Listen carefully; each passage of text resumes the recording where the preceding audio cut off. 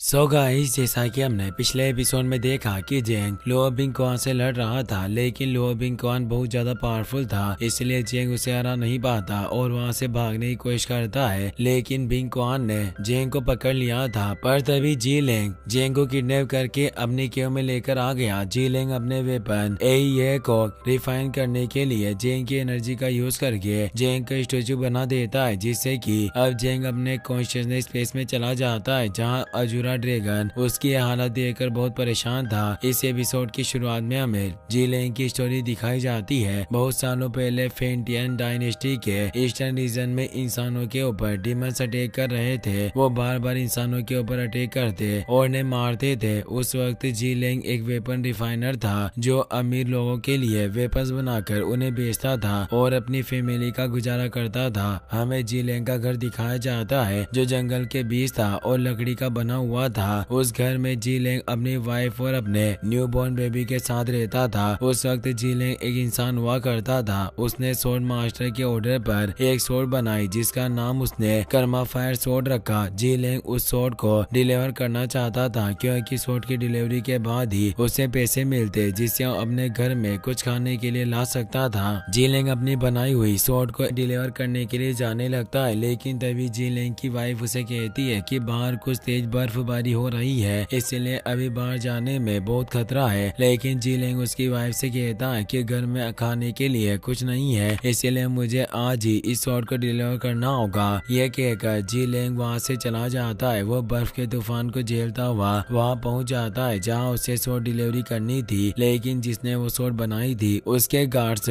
Shots को खरीदने से मना कर देते हैं और जी लेंग को अपने मास्टर के पास नहीं जाने देते। जी लेंग उनसे कहता है कि यह शॉट आपके मास्टर ने डेमन से लड़ने के लिए बनाई थी और मैंने इसे बनाने में बहुत मेहनत की है। अगर आज इसे नहीं खरीदोगे तो मेरी फैमिली भूख से मर जाएगी। जी लेंग उनसे बहुत विनती करता है कि वो उसकी शॉट खरीद ले, लेकिन वो जी लेंग को यह कहकर मना कर देते हैं कि एक छोटे स्टेटस वाले इंसान के द्वारा बनाई हुई चीज को खरीदकर उनके मास्टर की फैमिली का स्टेटस नीचे गिर जाएगा और अब डीमस ने भी हार मान ली है, इसीलिए हमें तुम्हारी शॉट की कोई जरूरत नहीं है। तुम अपनी शॉट बेचने के लिए किसी और को ढूंढो। उन लोगों की बात को सुनकर जी लेंग बहुत उदास होता है और रोने लग जाता है, क्योंकि उसके पास अपनी फैमिली का पेट भरने के लिए कुछ भी नहीं था। लेकिन अब जी लेंग कुछ नहीं कर सकता था, क्योंकि बर्फ के तूफान में वो किसी और कस्टमर को भी नहीं ढूंढ पाता। इसीलिए अब जी लेंग वापस अपने घर की ओर आने लगता है। जब जी लेंग अपने घर पर पहुंचता है तो उसे पता चलता है कि एक डीमन उसके घर में घुस गया है और उसने जी लेंग की वाइफ और उसके बच्चे को जान से मार दिया है। वो डीमन जी लेंग के घर में ही था और जी लेंग की फैमिली की डेड बॉडी को खा रहा था। जी लेंग अपने घर में डीमन को देखकर डर गया था। वो समझ गया था कि उस डीमन ने उसकी फैमिली को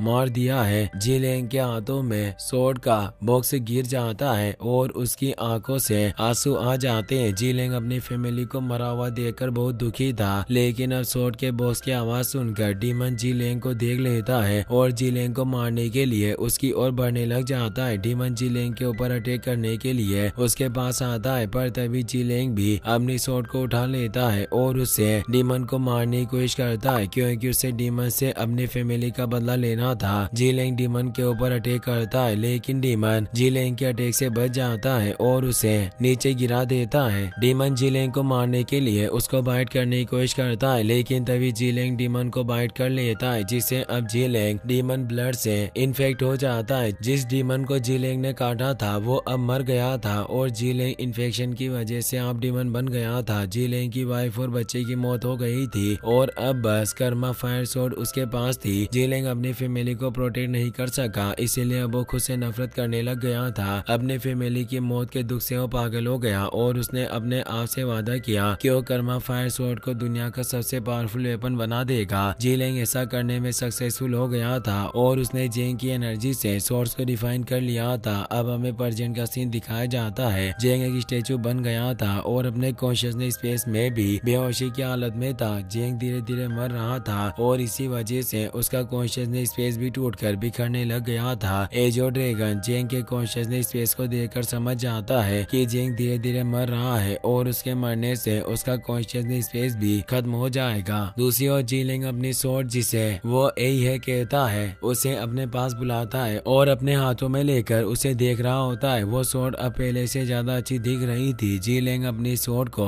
देखकर बहुत खुश होता है, लेकिन अब जेंग की कॉन्शियसनेस स्पेस में एजो ड्रैगन जेंग को बचाने का फैसला करता है। एजो ड्रैगन जेंग को चाटता है और फिर उसे निगल जाता है, जिससे अब एजो ड्रैगन जेंग की रियल बॉडी को कंट्रोल कर सकता था। एजो ड्रैगन के जेंग को निगलते रियल वर्ल्ड में जेंग का स्टेचू टूटने लगता है और वहाँ ब्लास्ट होता है, जिससे जेंग फिर से जिंदा हो जाता है। लेकिन अब जेंग की बॉडी के अंदर जेंग नहीं था, बल्कि एजो ड्रैगन जेंग की बॉडी को कंट्रोल कर रहा था। ब्लास्ट होता देखकर जीलेंग चौंक जाता है। उसे समझ नहीं आ रहा था कि उसकी केव में क्या हो रहा है, क्योंकि एजो ड्रैगन वहाँ गया था, जिससे जीलेंग की पूरी केव हिलने लग गई थी और चट्टानें टूटकर नीचे गिर रही थी। अब एजो ड्रैगन जमीन के अंदर से बाहर निकलता है और जीलेंग के सामने जाकर अपना मुंह खोलता है। एजो ड्रैगन के मुंह के अंदर जेंग था, जो ड्रैगन के कंट्रोल में था। ड्रैगन जीलेंग से कहता है कि अगर तुम जेंग को मारना चाहते हो तो तुम्हें पहले मेरी इजाजत लेनी होगी। ये कहकर ड्रैगन जेंग के जरिए अपनी पावर्स दिखाता है। जीलेंग जेंग की पावर्स देखकर बहुत खुश होता है। वो कहता है कि मुझे नहीं पता था कि तुम्हारी बॉडी में इतनी एनर्जी होगी, लेकिन अब मुझे पता चल गया है, इसलिए मैं तुम्हारी एनर्जी से अपनी स्वॉर्ड को और ज्यादा पावरफुल बनाकर उसे इमॉर्टल बना दूंगा, जिससे यही है एक डिवाइन वेपन बन जाएगी। जीलेंग कहता है कि मुझे परवाह नहीं है कि तुम कौन हो और मैं उन सभी को मार दूंगा जो मुझे रोकने के लिए आएंगे। ये कहकर जीलेंग 10,000 हार्ट पियर्सिंग टेक्निक का यूज करके जेंग के ऊपर अटैक कर देता है, जिससे वहाँ स्वॉर्ड के बहुत सारे क्लोन्स अपीयर हो जाते हैं। सभी स्वॉर्ड एक साथ जेंग के ऊपर अटैक करती है, लेकिन कोई स्वॉर्ड जेंग को टच नहीं कर पाती और जेंग एक ब्लास्ट करके सभी स्वॉर्ड को रिटर्न फेंक देता है। लेकिन अब जीलेंग फिर से जेंग के ऊपर अटैक करता है और जेंग जीलेंग के सभी अटैक से बच जाता है। जीलेंग स्वॉर्ड से जेंग के ऊपर अटैक करता है, पर जेंग उन स्वॉर्ड को अपने मुंह से दबाकर तोड़ देता है। इसलिए अब जीलेंग स्वॉर्ड के सभी क्लोन को फिर से स्वॉर्ड में शामिल कर लेता है और 18 अर्थ एनिहिलेशन मुंह से जेंग पर अटैक कर रहा होता है। लेकिन तभी जेंग जीलेंग के ऊपर अटैक कर देता है। जीलेंग जेंग के पहले अटैक से बच जाता है, लेकिन दूसरे अटैक से नहीं बच पाता। जेंग जीलेंग के ऊपर एक साथ बहुत सारे अटैक करता है और उसे दूर फेंक देता है। लेकिन तभी जीलेंग अपनी स्वॉर्ड से जेंग के ऊपर अटैक करता है और उसकी चेस्ट में अपनी स्वॉर्ड घुसा देता है। पर एजो ड्रैगन यही चाहता था, वो स्वॉर्ड को पकड़ लेता है और उसकी कुछ पावर्स को अपने अंदर ले लेता है। इसके बाद जेंग जिसे एजो ड्रैगन कंट्रोल कर रहा था, वो एक पोर्टल बनाता है। जीलेंग समझ गया था कि जेंग उनकी स्वॉर्ड्स की पावर्स वापस लेना चाहता है, इसीलिए वो स्वॉर्ड्स को उसकी चेस्ट से निकाल लेता है। लेकिन अब जेंग उस स्वॉर्ड को अपनी ओर अट्रैक्ट करता है और जीलेंग उसे नहीं रोक पाता। एजो ड्रैगन पोर्टल के जरिए स्वॉर्ड की पावर्स फिर से जेंग की बॉडी में डालने लगता है। स्वॉर्ड के अंदर बहुत ज्यादा पावर्स थी, इसीलिए अब जेंग विसेरा रिफाइनमेंट के लास्ट स्टेज पर पहुंच जाता है और उसकी पावर्स अपग्रेड हो जाती है। दूसरी ओर ड्रैगन कंट्रोल जेंग जीलेंग के ऊपर अटैक करता है और उसे खत्म कर देता है। साथ ही अब जीलेंग की स्वॉर्ड भी टूट जाती है, क्योंकि उसकी सारी पावर्स जेंग के अंदर चली गई थी। अब असली जेंग को भी होश आ गया था, पर उसे पता नहीं था कि वहाँ क्या हुआ है, क्योंकि वो बेहोश था और उसे ड्रैगन कंट्रोल कर रहा था। अब जेंग जीलेंग को मरा हुआ देखता है। उसे पता नहीं था कि जीलेंग कैसे मरा, लेकिन अब उसका गुस्सा शांत हो गया था, क्योंकि उसके डेड को जहर देने वाले को सजा मिल गई थी। जेंग जीलेंग की तलाशी लेता है तो उसे एक मैजिक रिंग और थ्रोविंग नाइफ मिलता है। जेंग उन्हें अपने पास रख लेता है, क्योंकि अब जेंग किंग यून कबीले की ओर जाने वाला था, इसीलिए उसे वेपन की जरूरत पड़ सकती थी। जेंग उस मैजिक रिंग को पहनता है तो उसके कपड़े बदल जाते हैं। जेंग जीलेंग की केव के बाहर आता है और आसमान की ओर देखकर अपने डेड से कहता है कि अभी मैं अपनी सिस्टर लुओयान को लेने के लिए किंग यून कबीले की ओर जा रहा हूँ, लेकिन मैं जल्दी ही वापस लौटूंगा और आपकी मौत का बदला लूंगा। इसी के साथ ये एपिसोड यहीं पर खत्म हो जाता है।